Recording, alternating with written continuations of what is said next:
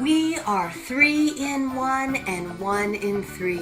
We are body, mind, and spirit. Our quest as evolutionary beings is to master each of these 3 aspects of our being so that we can evolve physically, mentally, and spiritually. We can harmonize these 3 aspects of our being by increasing our awareness of how and why they are connected. Mastering and harmonizing our body, mind, and spirit is the key to achieving total well-being. You will lighten up by purifying your body, liberating your mind, and unleashing your creative spirit. As you master and harmonize your body, mind, and spirit, you will unleash your highest potential in every aspect of your life. You will start living your best life as your highest self. Are you ready to lighten up? Voice America TV proudly presents Lighten Up, featuring your host, Suzanne Ross, inspirational author, motivational speaker, and wellness expert.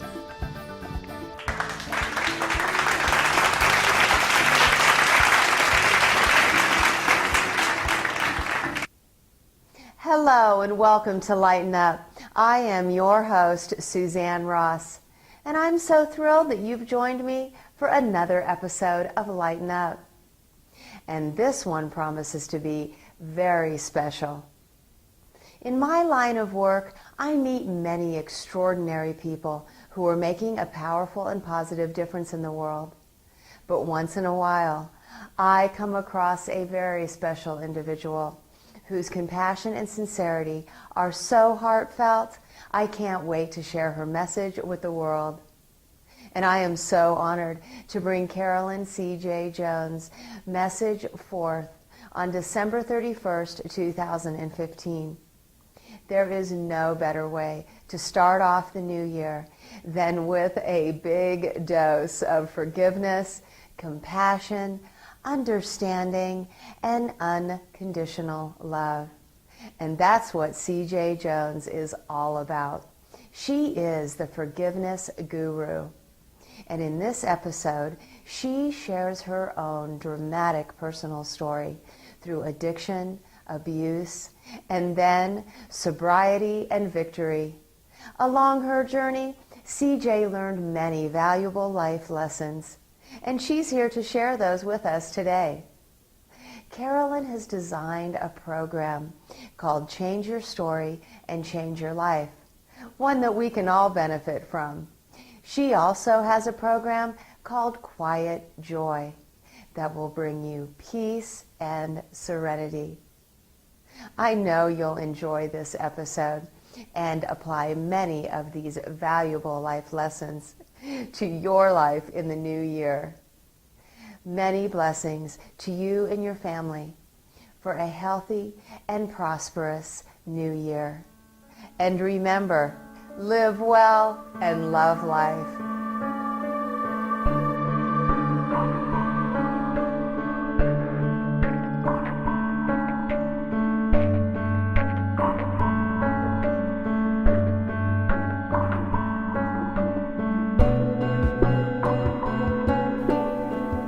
I was one of those people, and it left me feeling less than, no confidence, self-esteem that was in the toilet. That's what I was feeling when I left for college. Senior year, I finally met some good buddies. We became really good friends, and we hung out a lot together. You want to know who my best friends were?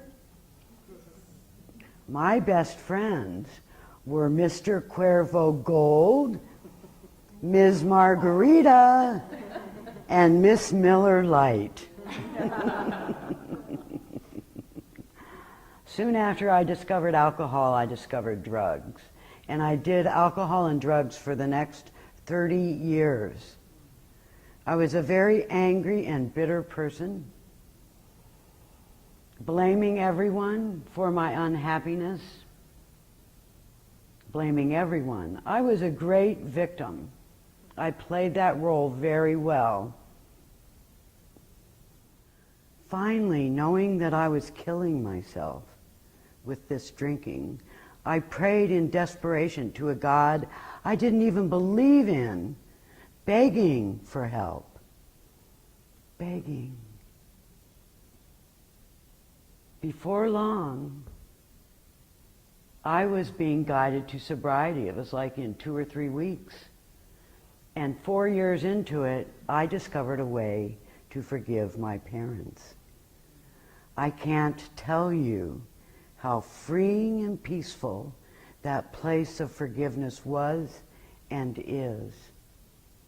I can tell you that it changed my story 180 degrees. 180 degrees, and that changed my life. I'm no longer that blaming person. I've changed totally. It's a real miracle. And that's what happens when we change our story and it changes our life. Miracles happen. I'd like to share with you about the forgiveness story and how I actually discovered forgiveness. Would that be all right? Great, thank you. It was about 3 years, I was about 3 years sober, and I was doing a self-appraisal, looking at the ways in which my behavior had led to the demise of the relationships I'd had with men in my life. And it didn't take me long to remember that I used to get drunk and yell and scream at them that they were worthless and would never amount to anything. Oh, I was horrified to remember this, especially because I didn't even mean it about them. I meant it about myself. This was I had a huge aha, an epiphany, and the epiphany was this. I told these men they were worthless and would never amount to anything. And I meant it about myself, not about them. So it stood to reason that my father, all those years that he called me worthless and said I would never amount to anything, that he meant it about himself and not about me. This was life-changing. Because suddenly I saw him as another human being who was wounded just like me. Just like me. And I began to have compassion for those wounds. I saw my mother in the same light, and I had compassion for her wounds as well. And after about a year, I kept going back to the anger, but I would come back to the compassion, back to anger, compassion, anger, compassion.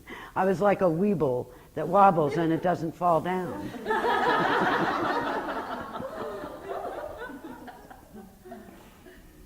One day I realized that I had forgiven them. One day I realized I had forgiven them. And what happened was I opened my heart for and allowed a space into which forgiveness could flow. So that is my forgiveness story. I'd like to talk today to you about my yippee method.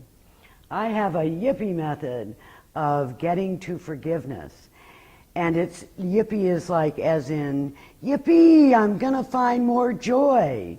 Or yippee, I'm gonna find more peace. Let me tell you what it stands for. It's an acronym that stands for YEARN to investigate, practice the process, and evolve into empowerment.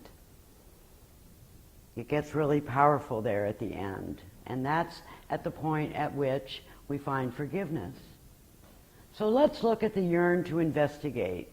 Before you start yearning, it really helps to have an attitude, a mindset that's filled with willingness, surrender, and gratitude.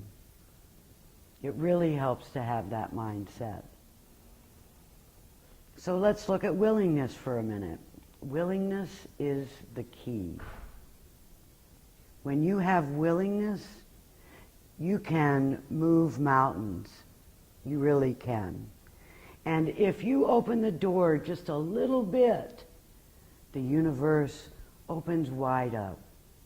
So let me do a willingness check on you real quick. On a scale of 1 to 5, with 5 being the most willing, how willing are you to listen to what is being said today and maybe make a change in your life? Oh wow, I got the whole room, they're all 5s. That's great. Thank you. So you guys are very willing. Just a word of caution, as you go through your life and things come up and difficulties come up, do a willingness check and see if you're willing. If you're not, I invite you to write about it and write about what your resistance is. The next thing is surrender or letting go. If we let go of 3 specific things, we get peace, a lot more peace. And those are letting go of the need to be right, the need to have your own way, and the need to control situations and people. I'd like to say something about people that are controlling. A lot of times what the situation is they grew up in an unsafe situation that was chaotic and dysfunctional, and they are trying to keep their environment safe as adults, and that's why they control. Maybe you fall in that category, I don't know. But if you let go of those 3 things, you find a lot of peace. The third thing for your mindset is gratitude. Gratitude will transform your life. Absolutely transform it. I have to tell you a story about gratitude. When I was first sober, I lived for 1.5 years with my former bartender, who was also getting sober. And I went to like 4 and 5 AA meetings a day for the first 1.5 years. I was really in great need. Well, she would be coming home, we walked, it was close. She would be coming home from a meeting and I would be going to a meeting, and we would stop and chat, and I would go, "How was the meeting?" "It was okay." "What was the topic?" "Gratitude." "Gratitude again?" "I hate gratitude." "I know what you mean." I'm Carolyn CJ Jones, forgiveness expert, award-winning author, speaker, coach, and the founder of the Change Your Story, Change Your Life programs. I'd like to share with you my book, Opening the Gates of the Heart, A Journey of Healing. This book is a tribute to the resiliency of the human spirit. It can be used as a meditation book every day. It's filled with photographs of wrought iron gates and verses that go along with each gate.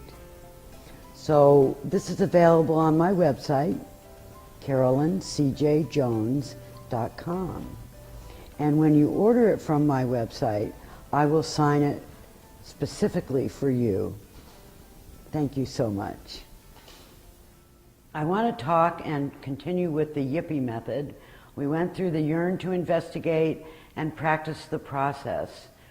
And now we're going to evolve into empowerment.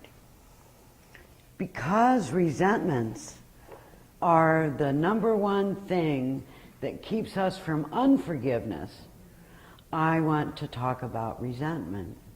How does that sound? Okay, good. First of all, let's define a resentment.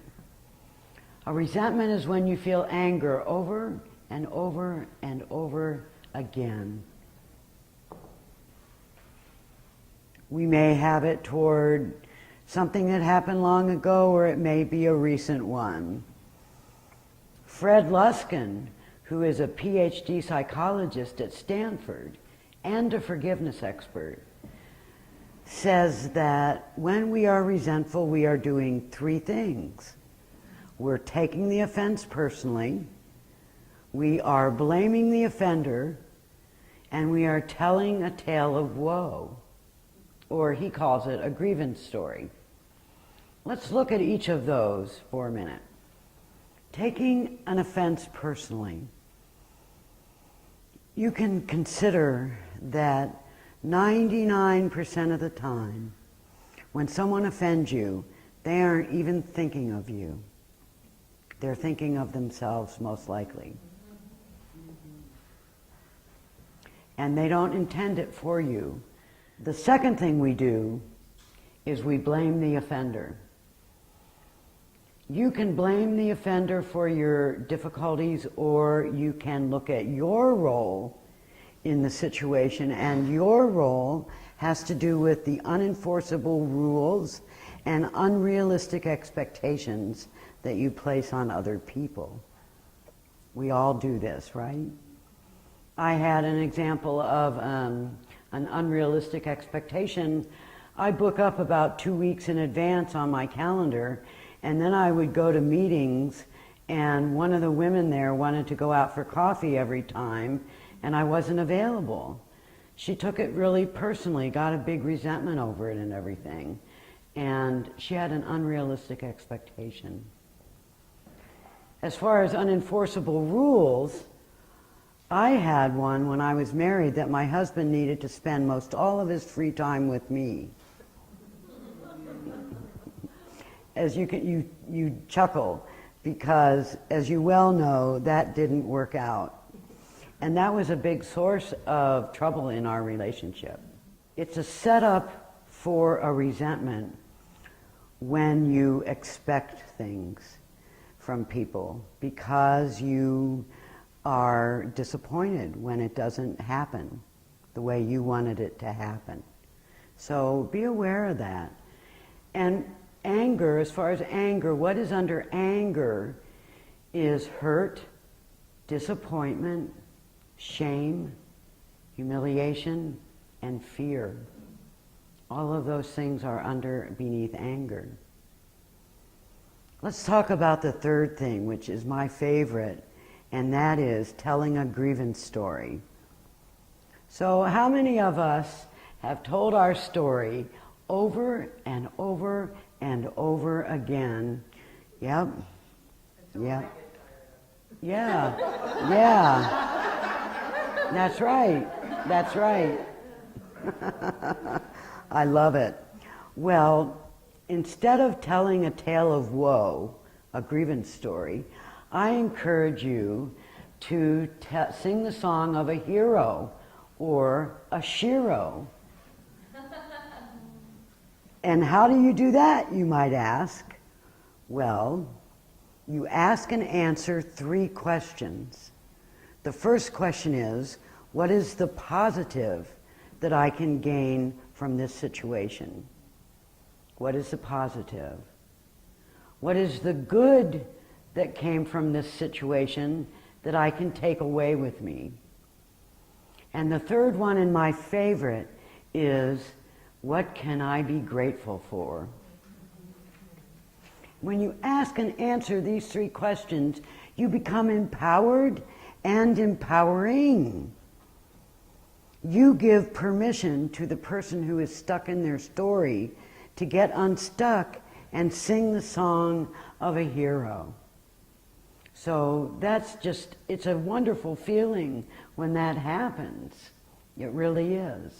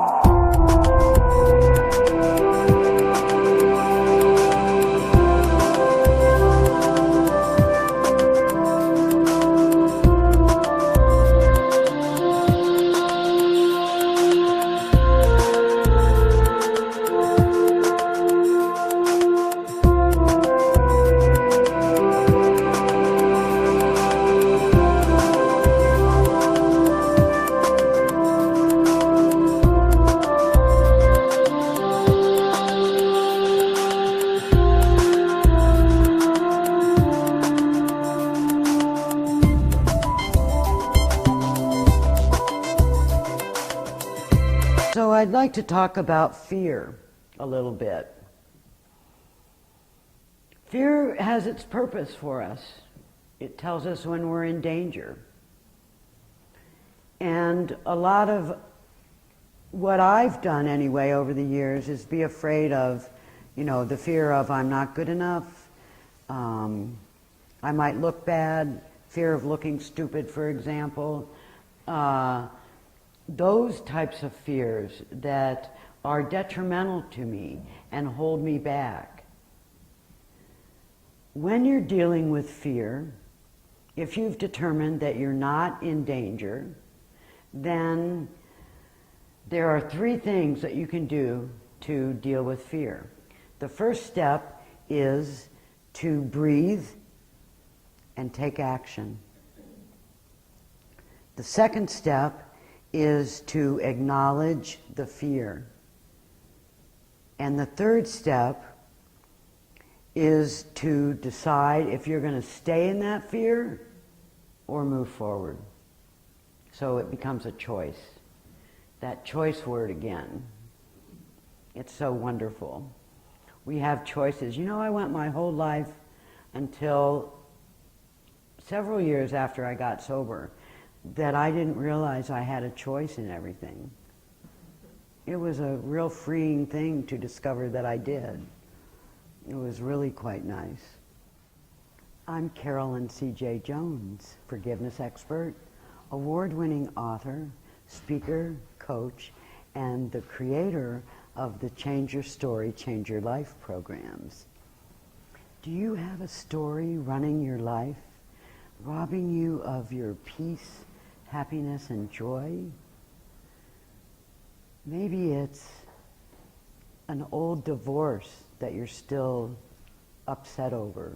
Maybe it's a childhood issue that's still bothering you. What if you could change that story and you could change your life? How would that affect your life? I'd like to invite you to visit my website, CarolynCJJones.com, and there I have a free gift for you. It's a report talking about how you can identify whether you have a story that's running your life. I'd like to talk about grief a little bit. One of the things that we know we grieve is loss of a loved one, loss of a pet, but sometimes we don't think of grieving loss of a job or loss of, even though we left it, or loss of a relationship even if we left it. All those things need to be grieved. The other thing we need to grieve, if we didn't have a normal childhood, we need to grieve the loss of a normal childhood.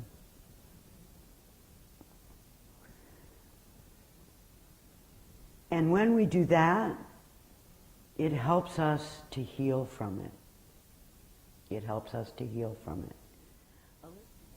We have to grieve that there are no do-overs in life.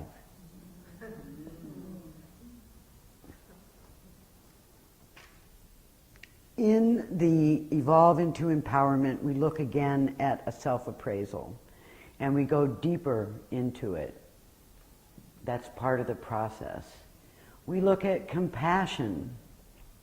Compassion is the ability to see, to have sorrow for someone else's sufferings. And so we look with compassion. And if the situation works out the way it did for me, when you are compassionate, you are opening your heart and allowing a space into which forgiveness can flow. Now I want to talk about forgiveness. Forgiveness is, there's misconceptions about forgiveness. The first misconception is that it means you're condoning what happened. And you're not.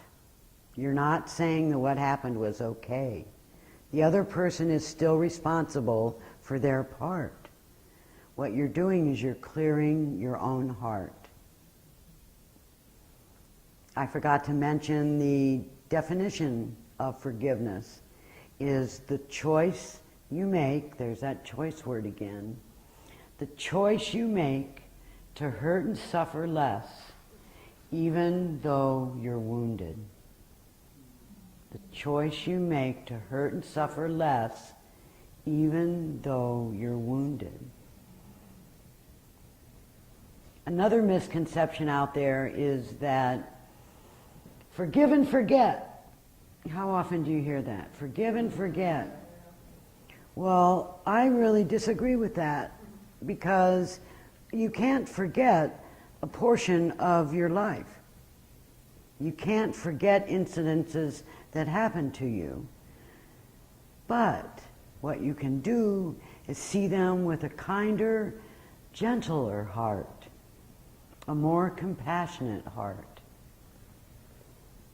So we've gone through the yippee method, and we've gotten to forgiveness. What about self-forgiveness? How often do we need to do that? And over again. Yeah. Consider this, that perhaps if you didn't do something intentionally, perhaps the offense that occurred was needed by the other person to fulfill God's plan for them.